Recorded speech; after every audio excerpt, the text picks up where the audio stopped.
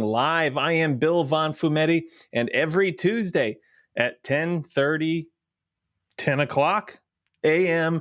Pacific time, we go live, giving you everything you need to add 6 figures of bookkeeping and advisory revenue to your business. As you know, I've worked with over 3,000 people, helping them start and grow the bookkeeping business of their dreams, and many of them are doing over 6 figures.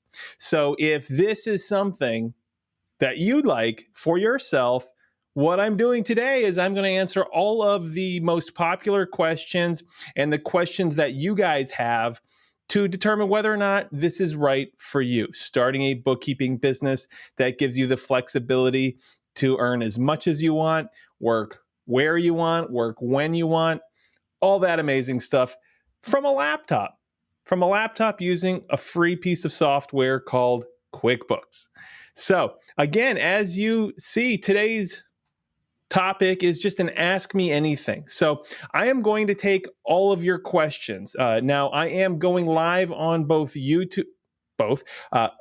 YouTube, Facebook, and LinkedIn. So if you're not on YouTube, jump over to YouTube and hit that subscribe button so you can be notified of future videos. Feel free to join my private Facebook group if you're not already a member. We've got lots of great stuff going on in there. And then connect with me on LinkedIn as well. And as we go through things today, type into the chat. Type all your questions into the chat. I'll be answering those live as we go. If you're watching this on the replay, do the same thing. Type your questions into the comments, and I'll be coming back and I'll be answering those. So with that said, I will go ahead and open it up for questions. You can ask anything you want about getting started, getting clients, how to price your services, how to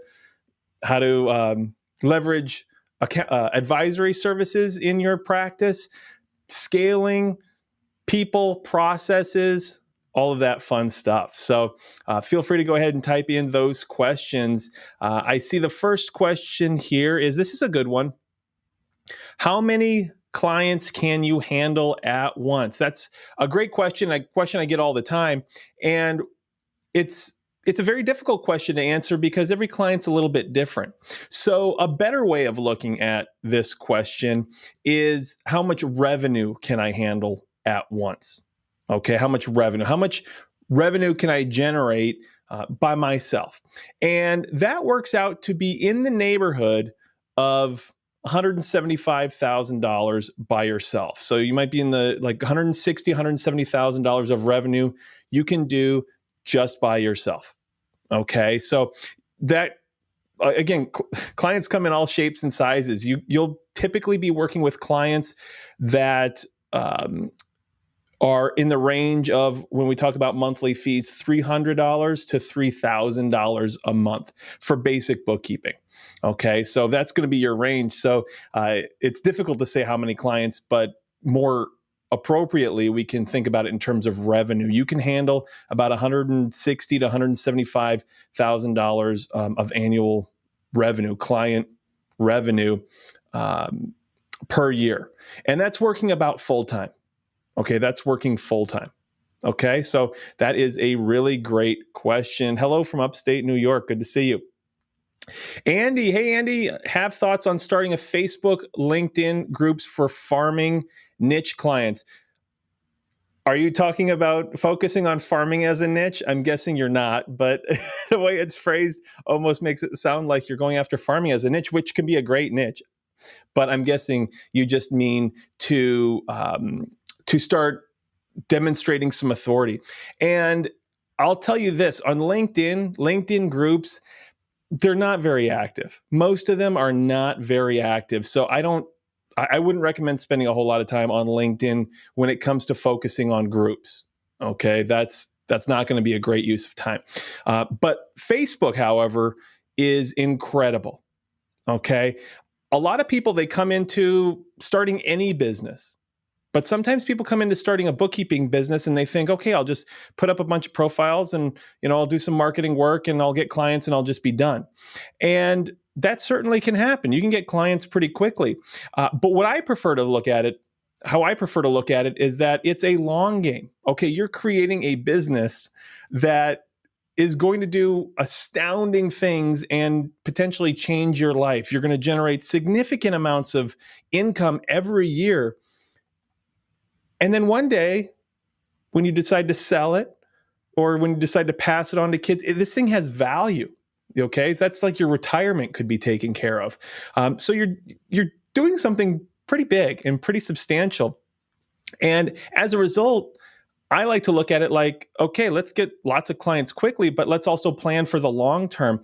And Facebook groups, starting a Facebook group that's focused on a specific niche is a great way to set your firm up for long-term success so that you will just constantly be getting new leads without having to do a whole lot.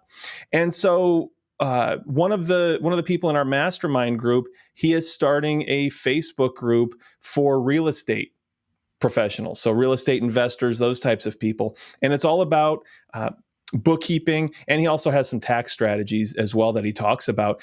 But creating this group, because what real estate investor out there doesn't want to save money on taxes or doesn't want to improve their bookkeeping processes and their financial processes so they can make better decisions and buy more properties. They all do. Okay, so this is a very attractive group for them to want to join. They join that group. You're the admin of the group. You're constantly providing value in this group and fostering discussions, demonstrating yourself as being the real estate investor growth expert. The real estate investor growth expert. And it can be, you can work with restaurants, the restaurant growth expert. That Facebook group could be on restaurant bookkeeping and how to help restaurant owners maximize profit. You're establishing yourself as an authority, and that group is going to grow and continue to grow. And these people are going to reach out to you. They absolutely are going to reach out to you because you become the authority.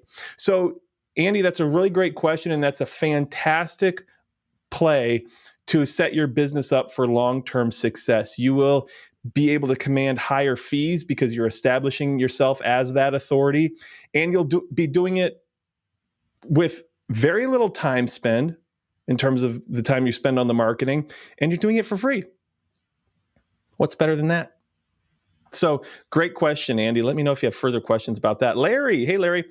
You are asking, how do you determine the scope of work needed to be done with a potential new client? That's a very good question as well. In my mentorship program, we have a consultation questionnaire where there's a series of questions that we run through to determine that scope. Essentially, what you want to do is kind of figure out where they are now in their business and what their processes look like.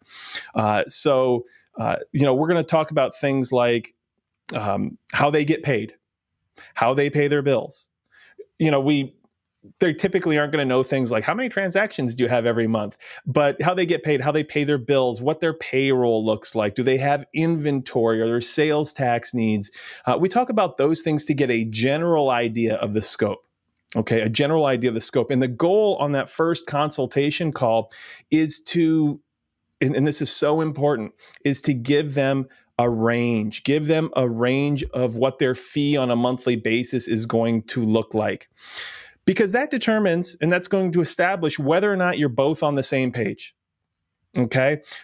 Far too often, and if you're a bookkeeper and this has happened to you, feel free to let us know. But if you're a bookkeeper and you've been doing this for any length of time, when you don't talk about price and you say, okay, great, thanks for the information. It was great talking to you. I'm going to go work up a proposal. I'm going to send it over to you. And they say, great. And then you go work up this proposal and you send it over and crickets.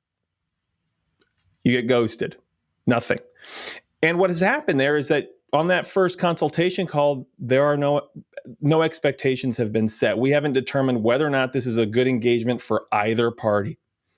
Okay. And when you do that, you're going to send over a proposal hoping that they see value in it, hoping that it was somewhere in line with some of their expectations, and not having any leverage at all to discuss it because it's being sent. And if they choose not to get back to you, you've got no way of answering any questions they might have or handling any objections they have to it. Let's do that on the consultation call.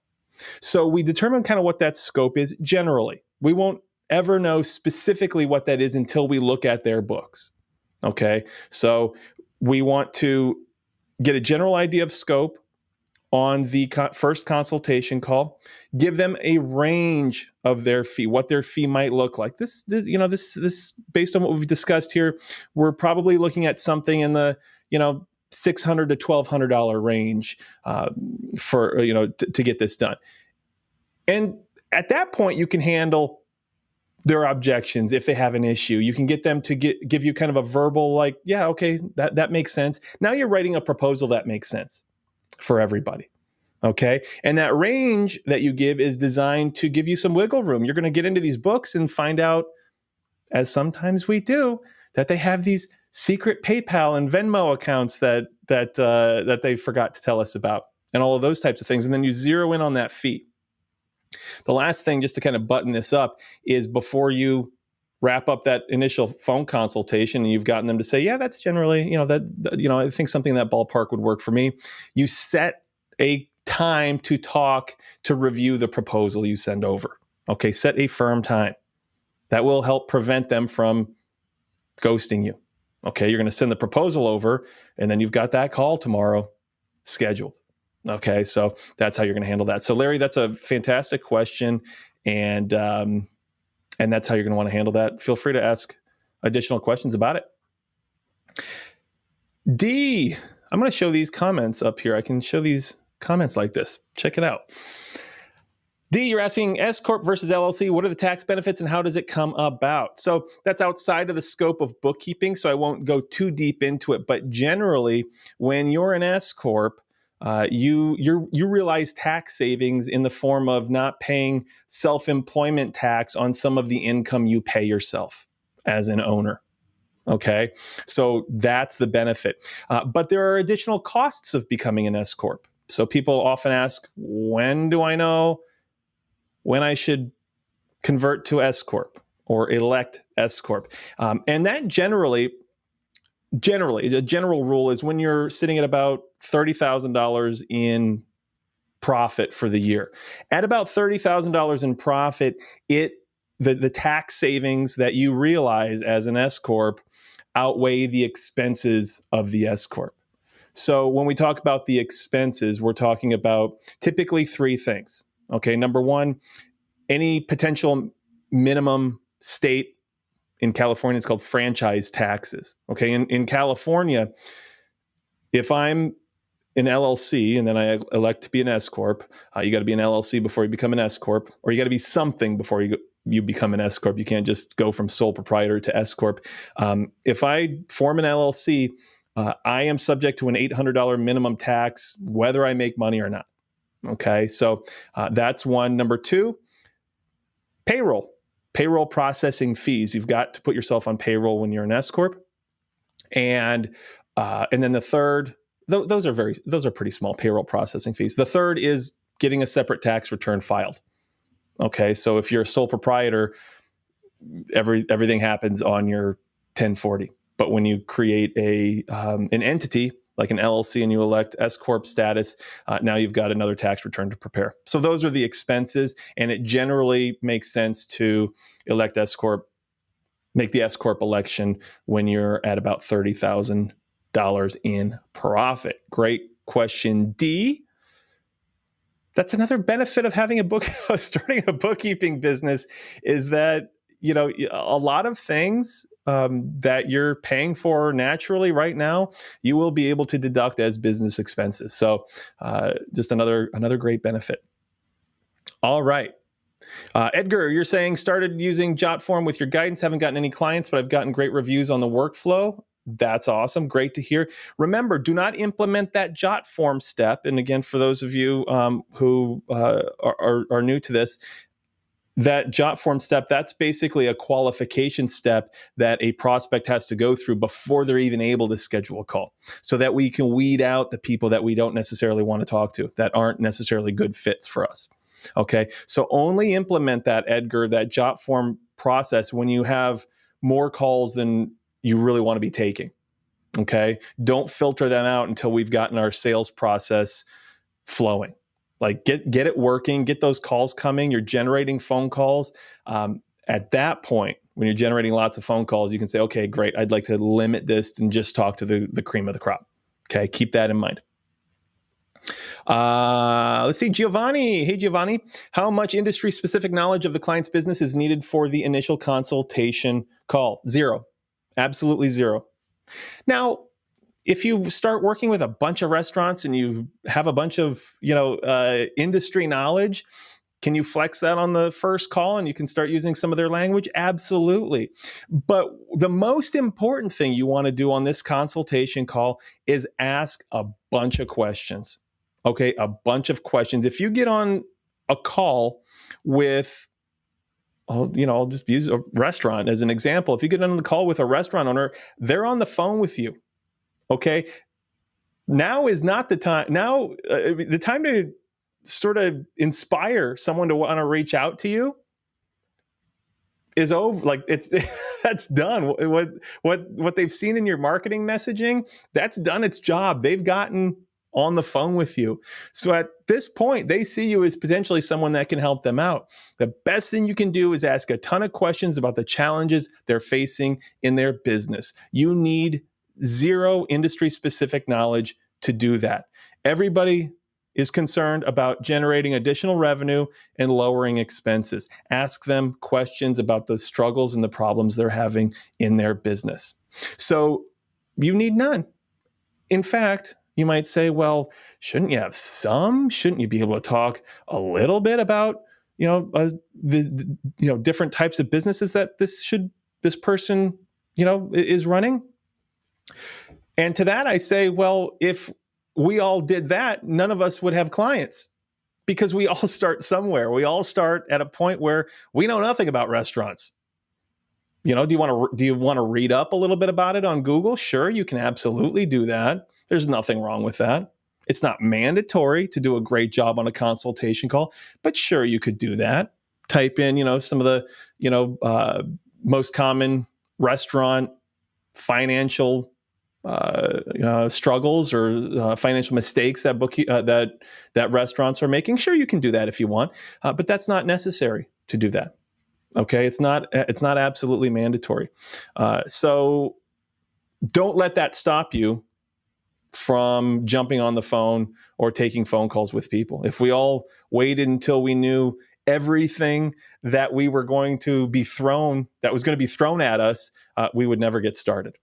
Okay, but Giovanni, that's a fantastic question, and feel free to look into things on Google. I sometimes, when a prospect books a phone call with me, I'll go to their website, so I have a little bit of an understanding of what they do. I may not even know what kind of industry they're in or what kind of business they have. Okay, so great question. Let's see here. Let me just read through some of these. This one might get truncated. Oh, here we go. Okay. I want to get started, but I don't feel comfortable approaching business owners or those that need bookkeeping services. I prefer them reaching out to me for services. Should I approach or wait until they contact me? What are your thoughts? So this question is sort of falls in line with a lot of the people that reach out to me, considering whether or not to join my mentorship program. And they say, Bill, I'm no good at sales. I hate sales. I hate selling. Should I even do this? I'm an introvert. I don't like this.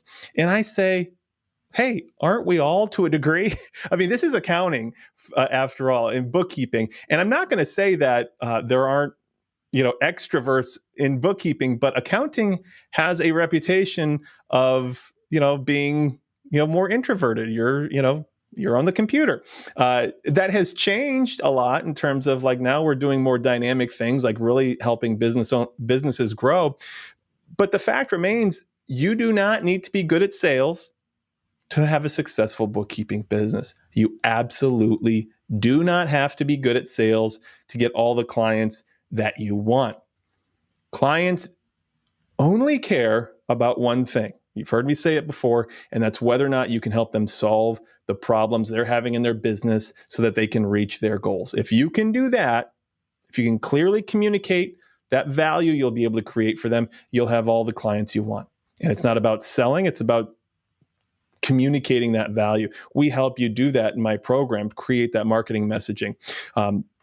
But when it comes to approaching people or waiting for them to reach out to you, you will want to be doing both. When you get started, you have some profiles that you can set up, some profiles that get lots and lots of traffic if you optimize them properly. Once you get those set up, people will reach out to you. Okay, absolutely, people will reach out to you. But if you want to grow more quickly, let's say you live in the middle of Iowa.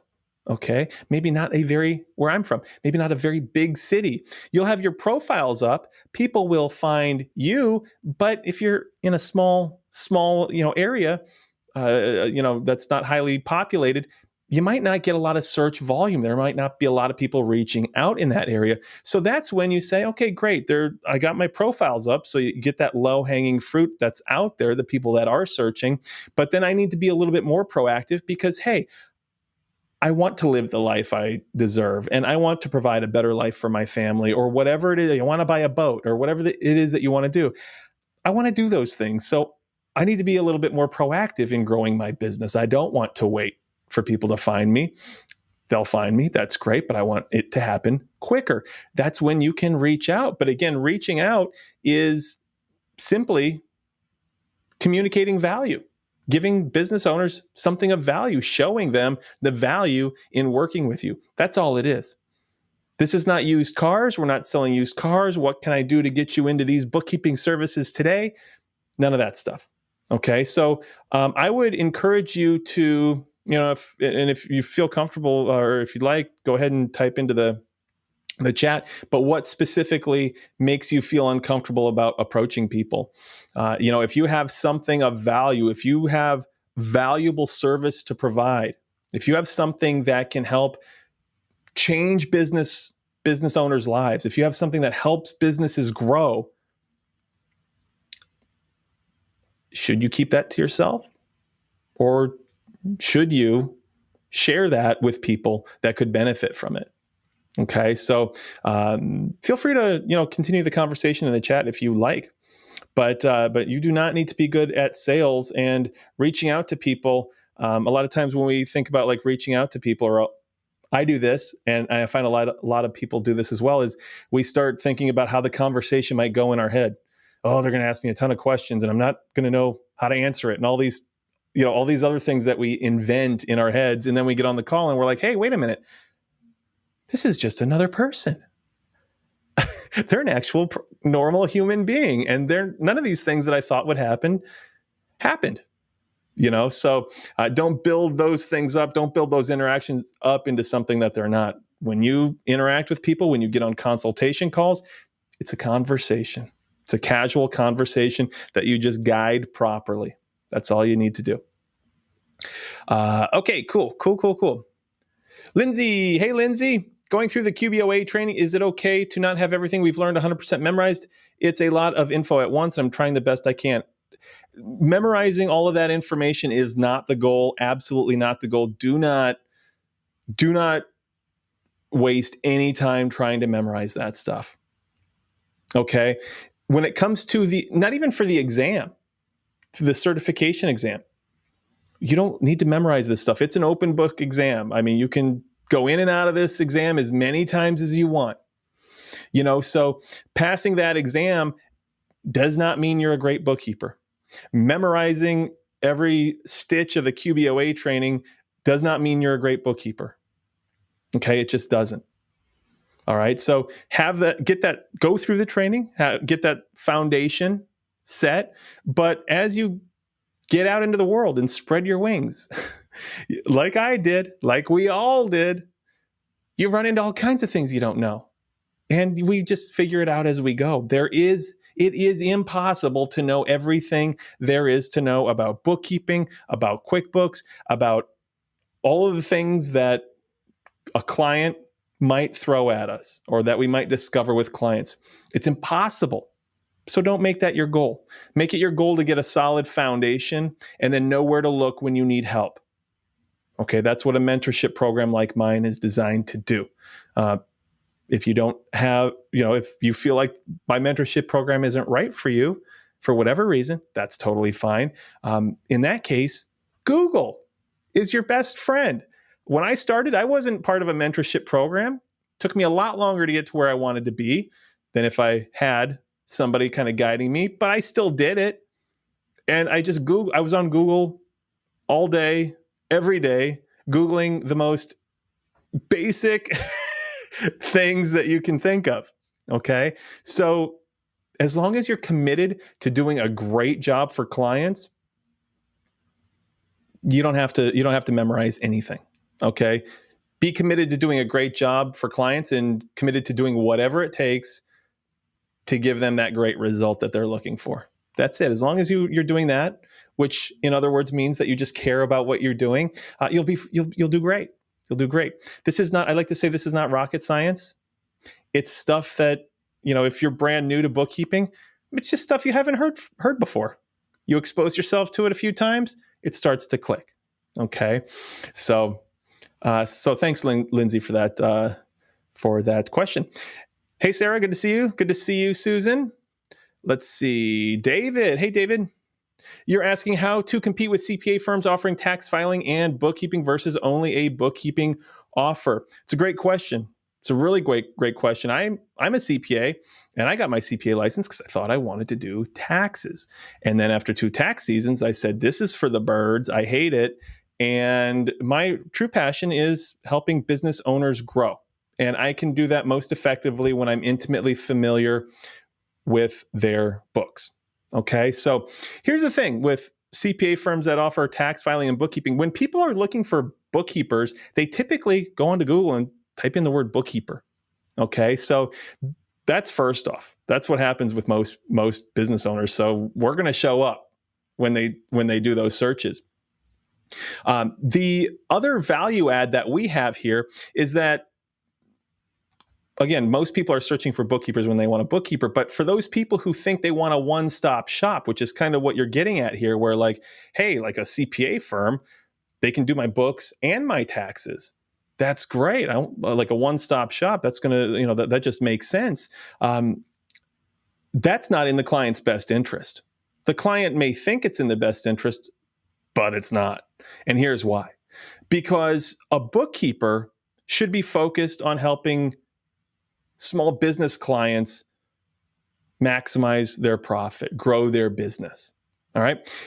Tax professionals should focus on whatever it takes to ensure that the client is paying as little in tax as possible. So in other words, being an incredible tax preparation person, tax planner.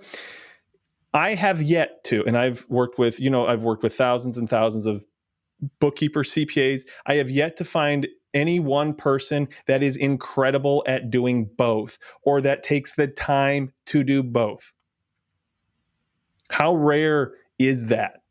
To just think about that one person to spend the time to ensure that their client is paying, is maximizing their profit and growing their business and solving all of those financial issues within their business, as well as doing advanced and proactive tax planning. It doesn't happen.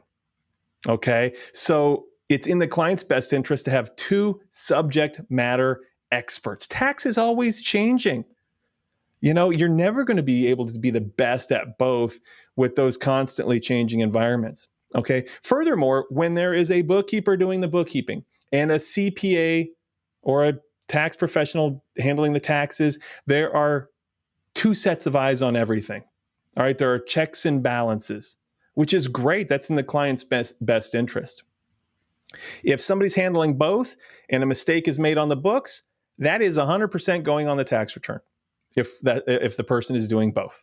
Okay. So when clients hear that, the light goes off and they're like, you're right. I don't want the same person doing everything. And so that's basically, that's basically how, why it's in the client's best interest to have 2 different people. Furthermore, just to put kind of a nice bow on top of this, the clients, keep in mind, are looking for the best result possible for their business, regardless of who gives it to them. Okay. That's why, I've got I've got people when I was running I was doing about like right around $200,000 in revenue. I was a CPA, and I wasn't, I was at a point for a while where I was like, okay, let's just maintain this. And after a month or two of that, I was like, no, I want to grow much bigger. And now we're much bigger. But at that level, I was doing fine. But I was working with bookkeepers and surrounded by bookkeepers that were doing bigger numbers than me, and they were not CPAs. Okay. And that's because clients only care about the person that can deliver them the result they're looking for, whether or not they're a CPA, whether or not they have a license, a degree, prior experience, any of that stuff. They want the best result for their business. If you can clearly communicate that, they'll pick you over anybody else, and they won't be, and everything else will become a secondary concern for them. Your fees, how much experience you have, how old you are, all of that stuff. Okay. David, great question. Hope that helped. Lindsay, you're asking, do I recommend down the line getting the CPA certification? That depends on your goals. For me, if I had to do it all over again, I wouldn't pursue it, because again, I thought I wanted to do tax. I don't want to do tax. I am passionate about helping small business owners grow. And as a bookkeeper, that's all I need to do. CPA, it costs money, takes a lot of time, takes a lot of effort. The exam is challenging and all that fun stuff, but you need to determine what your goals are. If your goal is to have a multi-six-figure business doing something in the bookkeeping, accounting, tax space, you can do that today without that certification. Clients don't care about certifications.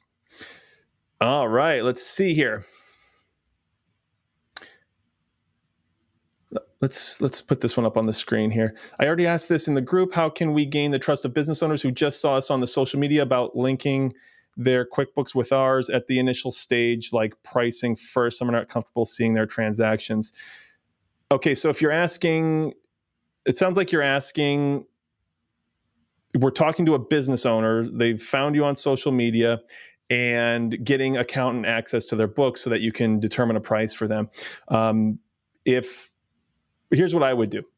If I spoke to a client who's like, yeah, I'd rather not, like, I'm just a little, I'm crazy. I'm wearing a tinfoil hat right now. So I recognize that it's a little insane, but I'm very, careful and cautious. I'd rather not give you access until like we kind of are further along in the relationship, what the price is and all that stuff. Okay, fine. Let me ask you a few questions about your books. Okay. And we're going to go through that consultation questionnaire, how you get paid, how you pay your bills, all those fun things. And I'm going to give them a range. And if the range works, great. If not, I'm going to address any objections they might have. If they want to move forward and get kind of more specifics, I need access to those books. And I'm going to say that range, that's going to kind of depend based on what I see in the books when I get them. And at that point, it's like, there's only one way. There are two ways the relationship can go. Okay, great. That sounds good. Let's do this. Let me give you access to the books. Or I still don't feel comfortable. Okay, well then how do you expect us to do the work? Okay, that conversation ends there. There are plenty of business owners that are normal, okay, and that understand that a bookkeeper is probably going to want to have access to your books. Okay, so gaining the trust of business owners happens on the consultation. It starts with the marketing messaging, social media that you're pointing out here, and it really happens on the consultation call because you're asking all the right questions. All right, so but that's how you're going to handle it. Okay, you're going to give them a range. If it works for them, great. I need to see the books. At that point, it's unreasonable for someone to think that, okay, this person's going to be my bookkeeper and then not have access. I'm not going to give them access to the books. So, that's, if they still don't at that point, then the relationship is dead and you move on and you focus on clients that, again, understand the value of what you're providing. All right. Here's a question. Let's see. Do higher expenses typically translate to more tax savings? I'd say there's a relationship there, but it really just depends on what kinds of expenses. I wouldn't use that as my guiding light at all. Just, hey, there's more expenses here, so there's more tax savings. If there are business expenses, those are deductible, but that doesn't necessarily determine what kind of tax savings they would have as a whole if you were doing like a tax planning thing. Okay. All right. Let's see, what time is it? 10:36. We'll do some more questions here. A few more questions. Giovanni, hey Giovanni. How can the opportunity cost of doing their books be determined for businesses with income not tied directly to an hourly rate, such as e-commerce, laundromats, gyms, etc.? It's a great question. If, as you know, I love to talk about opportunity cost. I could talk about it all day and night. And there is an opportunity cost for business owners not to be working with a bookkeeper. If they're doing it themselves, they shouldn't be. They should be doing something else. So, Giovanni, I like to use the example of, hey, if a chiropractor, without getting into all the specifics, chiropractors can typically bill out at least at $200 an hour. If they're doing their own books and it's taking them 2 hours a week to do their books, that's 8 hours a month. That's $1,600 that they're not making because they're doing their books. That's the opportunity cost. They can hire us, pay us $600 a month.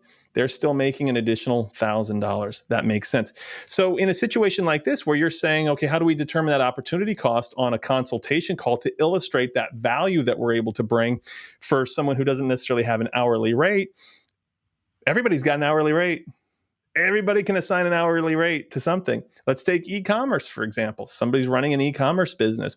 If they're doing their bookkeeping and spending 2 hours with e-commerce, it could be a lot more than that. 2 hours a week, let's just say 10 hours a month. The question becomes, what else would you be doing with that 10 hours? Would you be marketing? Would you be sourcing additional products? What kind of additional revenue would that bring to your business if you're able to spend that time marketing, sourcing, new and better products to be selling? Okay, we can develop those numbers. That's the opportunity cost. All right. So no matter what they do, if they're doing their books, there's an opportunity cost because there are other things that they should be doing in their business. Absolutely other things they should be doing in their business. And if you want to say, well, it's a laundromat, so it's not really a hands-on thing. It's like they don't spend any time really doing anything at a laundromat. They might go in and collect the quarter. I don't even know if they run with quarters anymore these days, but they collect the quarters and restock the little boxes of laundry detergent. That's all they do. And then so it only takes them a couple hours a week to maintain this business. So they just spend a couple hours doing the books. Like, what benefit is there for me? That 2 hours is time that they are not spending with their family, or they're not spending reading a book on personal growth. There is always an opportunity cost. Okay. And our job is to help them see that on the consultation call. Okay. Okay, here we go. So in regards to the previous question about, hey, I don't know, I feel uncomfortable about reaching out to people. And I asked, what makes you feel uncomfortable about that? I don't want to sound like a pushy salesperson, like walking on the car lot and they race out to the parking lot to try to sell you a car. So if you don't want to sound like a pushy salesperson, like you race out to the parking lot to try to sell you a car, don't sound like a pushy salesperson.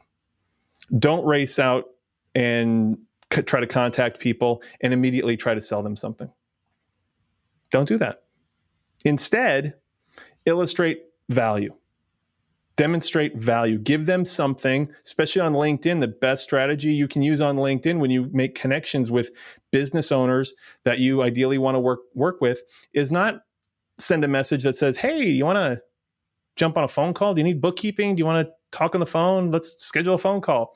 Hello, wine me and dine me first, right? Give them something of value. Give them something of value, something they can use. We love to buy from people that educate us. We do. In my mentorship program, a lot of you have seen my free training. Okay, my free training that talks about, hey, This is what bookkeeping is. This is why having a bookkeeping business is so great. Here's some of the things that you can use to get started. And then, hey, I've also got a mentorship program so that I can help you kind of speed up that process. I've given you something of value. I show you how to, in that training, I show you how to get QuickBooks for free. I show you the top 2 ways of getting clients. I show you how to get that free training that comes inside of your QuickBooks account. I'm giving something of value. And that's one of the best things you can do, that somebody can take a look at this and say, hey, this is some guy that cares. He's got a YouTube channel. He puts out information that really helps people grow their businesses.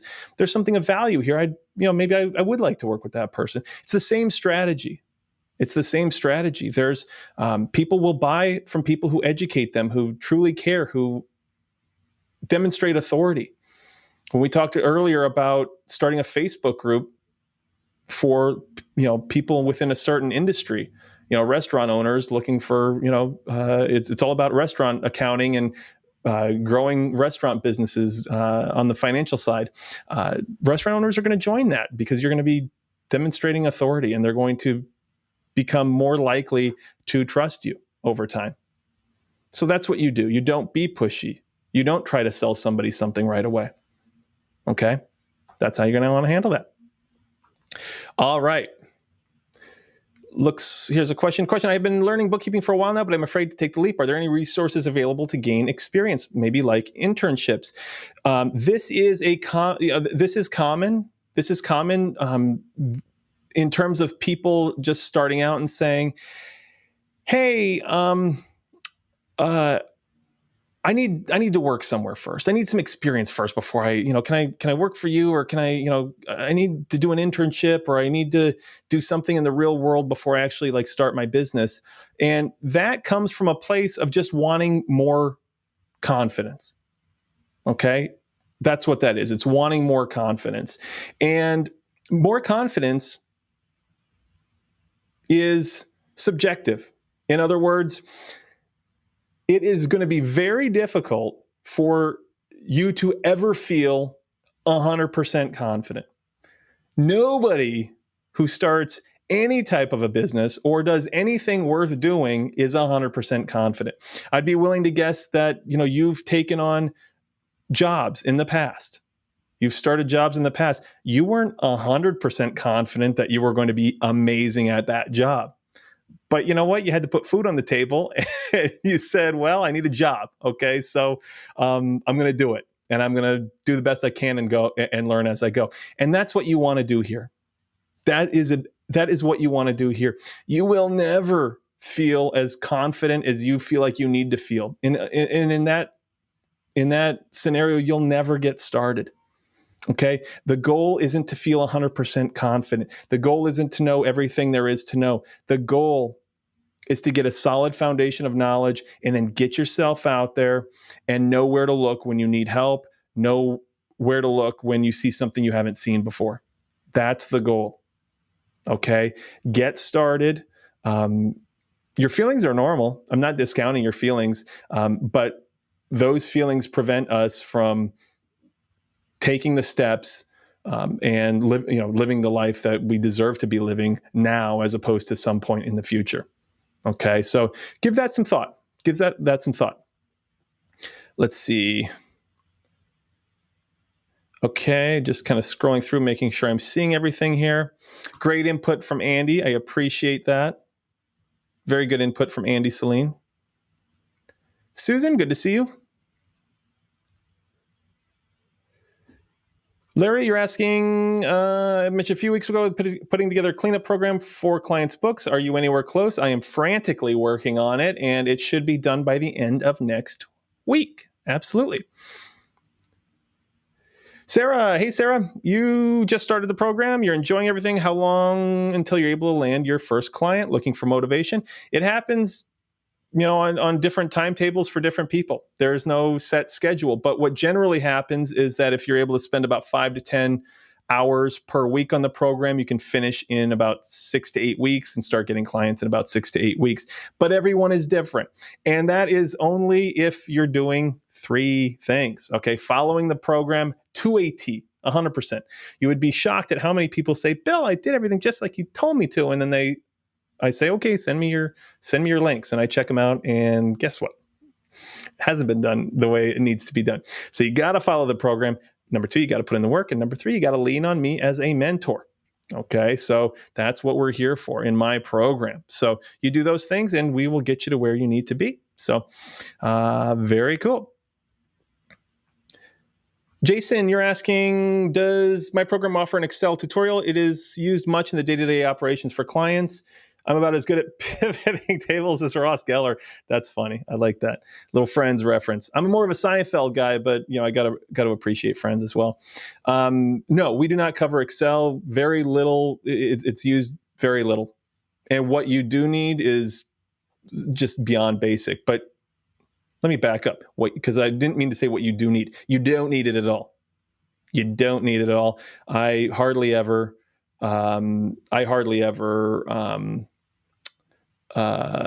use it myself. Everything we do is in QuickBooks. Everything that we used to do that we kind of where it wouldn't make sense to do Excel or use Excel, maybe budgeting and forecasting, some advisory type services. There are all these amazing apps that plug straight into QuickBooks that do it all for us. Okay, so Jason, no need to be an Excel expert. Edgar, you're asking, will I be renewing my CPA license? Yeah, I just did it. Well, I did it for my firm, and next year I'll be doing it for my personal, and every 2 years you got to renew it. Absolutely. I worked very hard for it. Just because I don't need it in my bookkeeping business doesn't mean I'm not going to continue to renew it. I worked very hard for it. I sacrificed and my now wife sacrificed so much that I am absolutely going to keep it. And but does it help me in getting clients? No. In fact, putting CPA after your name, people look at that and assume, oh, well, I don't need a CPA to do my bookkeeping. That's going to be really expensive. So if you see on my Pro Advisor profile or my different profiles out there, it says, spoiler alert, it's affordable. So I have to kind of head that off at the pass. So no, yeah, but yes, absolutely. I worked way too hard for that thing. Let's see. Carolyn, I really want to enroll for your program, but the price is a bit high for me. Can I get something cheaper? Yeah, if the mentorship program is not something that you can do, hey, I totally understand that. We do work with PayPal credit. It's kind of like a personal line of credit that you can use, and you can send me a message about that on Facebook if that's something you're interested in. Otherwise, hey, like I said, there are a lot of free resources out there, and it's challenging to put it all together. I just kind of walk you right through it. But if bookkeeping is something you feel like is right for you, scratch and claw to make it happen. Whether it's working with me, working with someone else, or working with nobody, it's a great life. It's fulfilling work. Income is incredible. The flexibility is incredible. It's incredible. So I say, hey, if you can't take my program, figure out a way to make something else happen and figure it out. I did try to price my program at a point where there are people out there that charge a lot more than me, and I don't say, gee, why are they charging so? Why are they charging so much? I give people everything for the amount that I'm charging. That's wrong for them to charge so much. I don't say that at all. I say, hey, it's worth that. If you're able to generate, 6 figures every year, it's worth $10,000, $20,000, $25,000 for a program like that. It just is. If you're able to build a substantial business where you're generating 6 figures every year, that's a really incredible return on your investment. So the value you get is pretty great. But at the same time, I have tried to make it and put the investment at a level that people can participate. Okay. I tried to really walk that line between the value that we offer and what we can help you accomplish versus let's try to make it reasonable for people to participate. Keep in mind that getting just one client more than 3 is like a 3x return on your investment right there. just getting one client. We have had people start the payment plan and then get a client, and then they're paying as they go. The client is basically paying their fees as for the program as they go. So hopefully that answers your question, Carolyn. Let's see. Oh, Carol. Hey, Carol. Wanted to ask you if the course guides you how to do a cleanup. It's funny. We actually help you do the cleanups. We help you do the cleanups, but we also are coming out by the end of next week. I will have we'll have a training on doing cleanups. So that will be included in the program. Absolutely. Yvette. Hey, Yvette. Were you going to discuss your advisory services or your cleanup courses coming out soon? Will there be additional fee, or are they part of the program? The advisory, this advisory program is going to be unlike anything you've ever seen before. There are some people out there in the marketplace selling kind of CFO advisory service training. This is going to blow all those away. Okay, absolutely. And I'm not saying that because I created it, because I didn't. I got somebody who does this for a living to create it. She happens to be my sister. And that was supposed to launch yesterday, but she got COVID. And so that's been pushed to the 16th. Okay, May 16th it's a separate program. It is absolutely not necessary to provide advisory services to generate multiple six figures of revenue with just bookkeeping. Okay, but that is going to be separate. The cleanup stuff is included. Okay, all the cleanup stuff is included. Andy, great point that you made that I made a little earlier about opportunity cost not being just about money. Let's see. Caroline, you're asking, do you need any form of certification if you have to register your bookkeeping business as a closely held corporation? Not that I'm aware of. But I would. I'd probably have to look into that myself. So, but no, more than likely, no. Let's see here. This question, here we go. Okay, it's a long one, so it got cut off. A while back, you mentioned it was not necessary to do advisory services, and could still, do not just fine. I do very little advisory. Maybe this a tiny little fraction of my clients where we do any of that stuff. It's all in the high six figures with just bookkeeping. What made me create it? Because some people do want it, and some people do want to do that. Nothing has changed my mind. It says, what made you create the advisory services course, and has your mind changed from this view, or are you just creating it because of student demand? My mind has not changed at all. Some people want to do that higher level advisory work. Okay, and for them, I try to give people what they want. What can I say? Let's see. Susan, you're saying right now you are cleaning up, categorizing transactions so they are uniform. This is my first client. Is there a place in the program that I should look for examples? I'm not sure what my question is. I'm learning by doing. Susan, congratulations. I love it. This is exactly the attitude that's going to make you successful. Learning by doing. Okay. You can only learn so much through any type of a training. I don't care if you're a doctor, you read books and you determine where, the anatomy and all this fun stuff, in order to do this heart surgery, you got to do this, this, and this. You got to get in there and you got to start doing it. Okay. You got to get in there and you got to start doing it. So congratulations. And I see Andy said, directed you to post that into the student group. The best place is, since we can help you with that cleanup, is the student group. So definitely give us a post there and we'll get you squared away. Carol, you're welcome for answering your question. D, you're asking, will you give discounts to your current students for the advisory program? Yes. During this, this initial launch, absolutely. Potentially in the future as well. But after this launch, it'll then kind of be opened up to a wider audience outside of just booming bookkeeping. And for those people, it'll be a more significant investment. Again, just getting one client pays for it. We try to keep it. It's going to be more than booming bookkeeping, but it's still at a point where something that people can reasonably do, especially considering, and I urge anybody to consider making any type of investment in themselves, to consider Sure, the cost is something we gotta think about because we all have budgets, but I prefer to place more of a focus on the value, the return that you're going to get out of something. Okay, you see people in my program. Everybody on this live has probably seen people holding their 100K awards. We've got people doing some significant things. There's no reason why they can do it and other people wouldn't be able to do it. So, if that's kind of the return, the investment is a no-brainer. The cost is a no-brainer.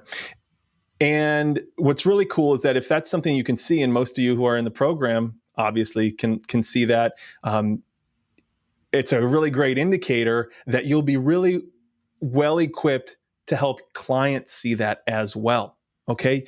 Our clients, some of them are doing their own bookkeeping and they think that makes sense. Okay. So when we're able to get clients to see the value that we bring to the table, the cost becomes secondary. Okay. So if you can see that for yourself, you stand a really great chance of helping clients see that. And when it comes to advisory, you're able to help to a very high degree. Okay. So, but anyway, just to kind of give you an idea of that.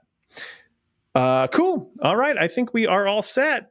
I have a mastermind meeting to jump to for our mastermind students. But again, if you're watching this or you're watching this later, if we're not live, feel free to type questions into the comments. I'll revisit this and I'll answer those as you go. I love to point people in the right direction, even if it's not working directly with me. Love to point you in the right direction and answer any questions you have. So remember, every Tuesday at 10 a.m. Pacific, I go live on YouTube, Facebook, and LinkedIn, giving you everything you need to add 6 figures of bookkeeping and advisory revenue to your business. So, again, subscribe to the YouTube channel, join my Facebook group, and connect with me on LinkedIn. And until next week,